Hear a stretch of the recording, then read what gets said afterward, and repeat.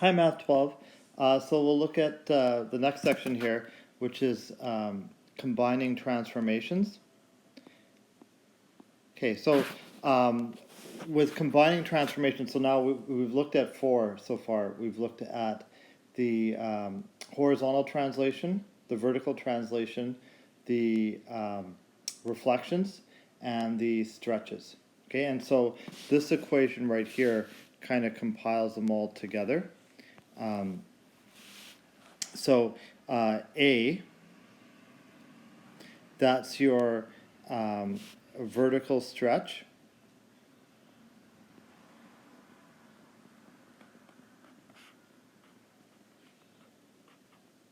And it's your, if it's negative, it's your reflection over the x-axis. Okay, B is your horizontal stretch.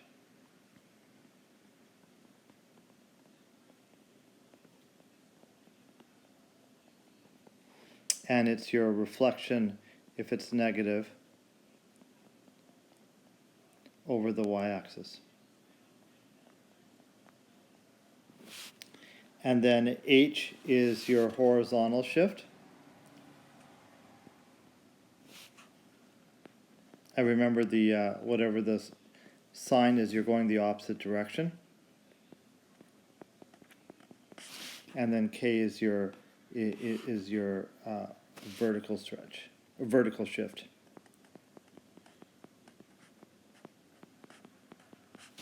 Okay. So basically, when we have a combination of transformations,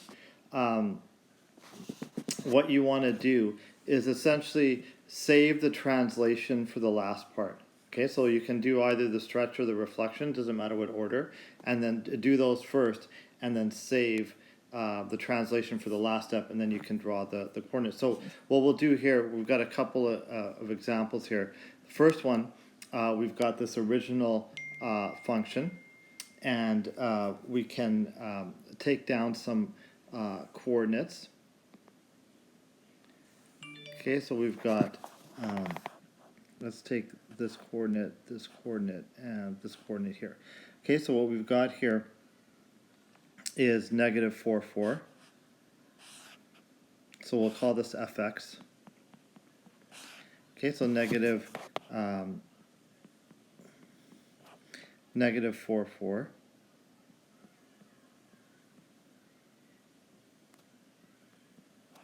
Okay, we've got negative 2, 4.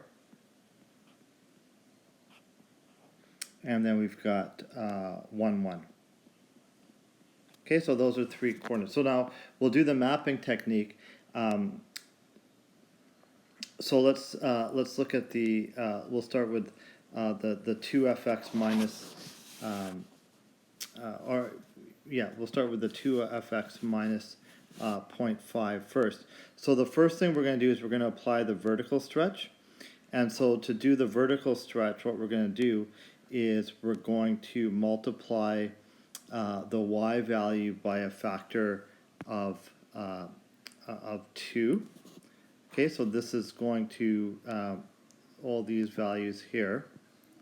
The x is going to stay the same.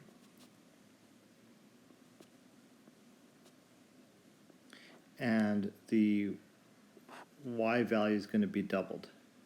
So we've got 8, 8, 2. Okay, so that just took care of the of multiplying by 2. Okay, so we took care of the vertical stretch first, and then the second thing we're going to do now is we're going to apply the vertical translation, which means that we're going to subtract, because it's minus 0.5, we're going to subtract all the y values by 0.5. So what we're going to end up with is going to, so the x values stay the same, and the y values are going to decrease by 0.5.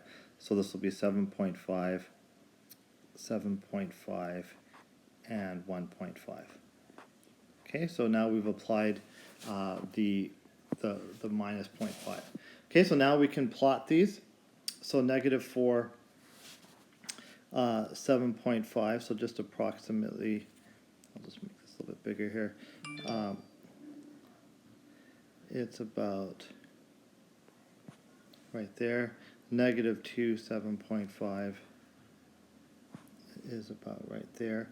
And then 1, 1.5 is about here. Okay, so you get this graph here. Okay, so that's that one. Let's look at the second one here. So this one, now you notice this this equation is written a little bit different because you've got that 1/2 inside of the bracket that also has the horizontal shift. Now, when you do this, what you're trying to do is you want to have nothing in front of the x. So you see how there's that 1/2 there? We don't want that in front of the x. So what we're going to do is we're going to factor out the 1/2. So this is going to change. We're going to rewrite this as y equals f of 1/2 and then x minus 2. Okay, so see what we did there? We factored out the 1/2. And so this is the important step. Okay, so you got to do that first.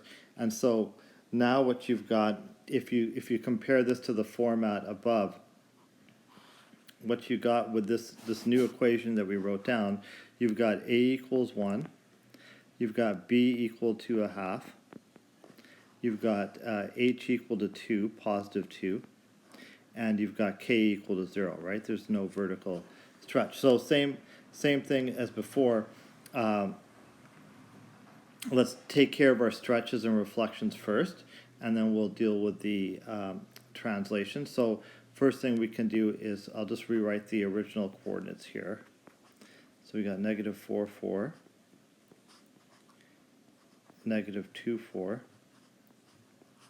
and 1, 1.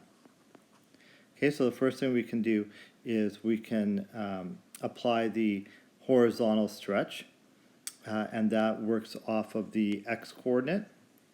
So what's happening here? So again, remember with the horizontal, it says 1/2, which means we have to double the x values.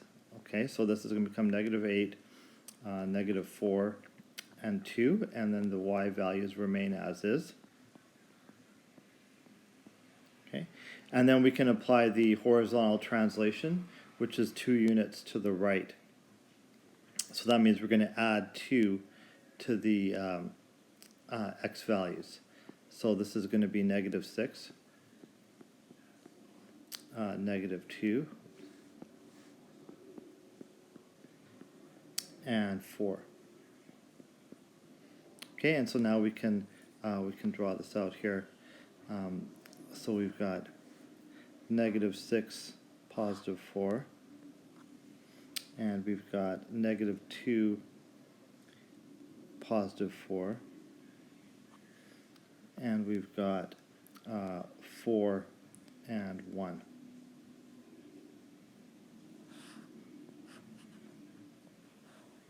Okay, and so there's our new graph. Okay, so this last one was a little bit more complicated. So again, first notice how we did the we factored out the 1/2, and then the second thing is, remember again with the horizontal stretch there, sort of opposite factor. Okay, let's look at one more, and this time we'll add in the reflection as well. Okay, so here's we're starting with the base function of x squared,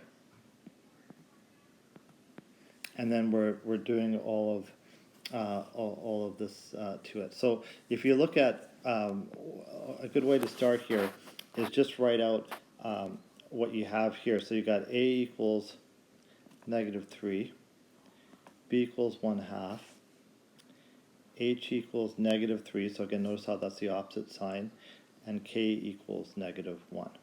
Okay. Now what we can do is we can, if you want, you can draw out x squared.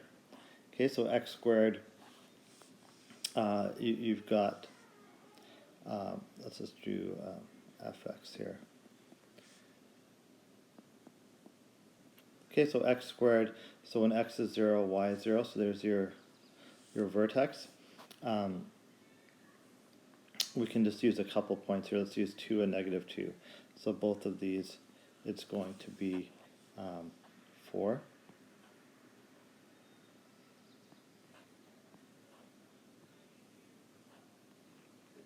Okay, so there's your fx. Okay, so now let's apply all these transformations. We'll use these 3 coordinates here and see how they change.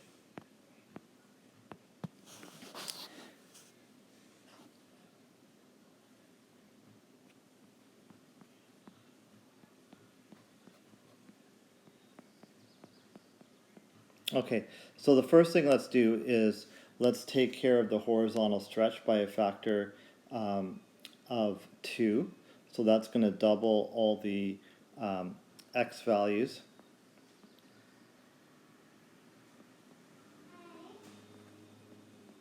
And then we'll just keep the y values the way they are. Okay, now let's do the vertical stretch by a factor of 3. So that's going to change all our y values. It's going to triple them.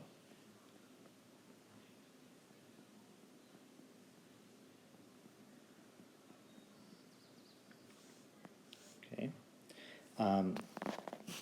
Now we can do a reflection in the x-axis. So what that is going to do is it's going to take your y values, and that's going to give you the opposite sign.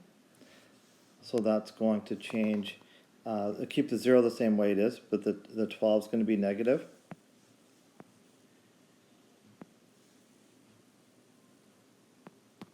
Okay, so the 12 is going to be negative, and this 12 is going to be negative. Okay, so again, that's a reflection in the y and the x-axis, which means, so the x-axis then becomes your reflection, your mirror line, and so that's why the y is going to change the signs. And now we can do the translation, which is going to be 3 units left and 1 unit down. So 3 units left means we take away 3.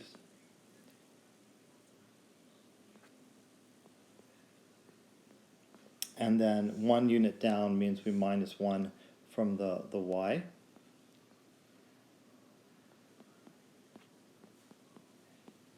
Okay, so now we can draw this out here. So we've got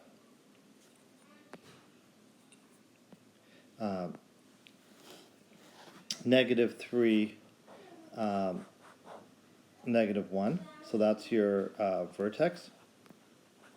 And then you've got 1, 13, 1, negative 13, so that's kind of way down here. And then negative 7, negative 13, which is around here.